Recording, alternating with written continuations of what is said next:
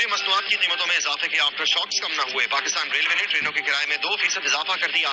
सस्ती सवारी भी अब महंगी, गरीब आवाम सस्ती सफरी सहूलियात से महरूम।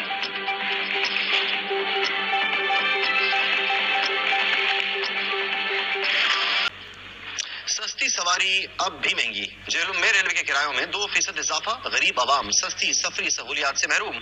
मजीद जानते हैं बाबर हुसैन की रिपोर्ट में।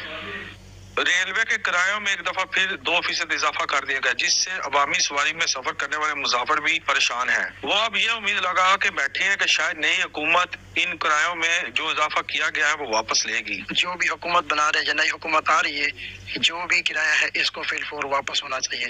ये मुसाफिर का ज्यादती है, क्योंकि ये आम सवारी है, ये गरीब की सवारी है, यहाँ ट्रैवल गरीब करता है। क्योंकि जो अमीर है उनके तो अपनी कन्वेंस होती है ना, ये गरीबों की सवारी है, ये गरीब के साथ ज्यादती है। ये तमाम ट्रेनों पे इजाफा हुआ है, जिनका किराया तकरीबन 1250 से ऊपर है, उनसे पे तकरीबन 50 रुपए तमाम टिकट पे जो है ना इजाफा किया गया है 2% के हिसाब से। 100 के पीछे 2 रुपए तकरीबन जो बनते हैं।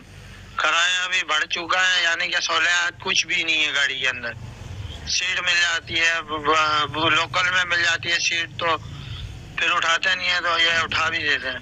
रेलवे को अवामी सवारी कहा जाता है। किराए में तो इजाफा किया गया है मगर सहूलियात ना होने के बराबर है, जिससे मुसाफिर भी नाला है। हालिया जो रेलवे के किराए में 2% इजाफा किया गया है, मुसाफिर ये उम्मीद लगा के बैठे हैं कि आने वाली हुकूमत इन किरायों को कम करेगी।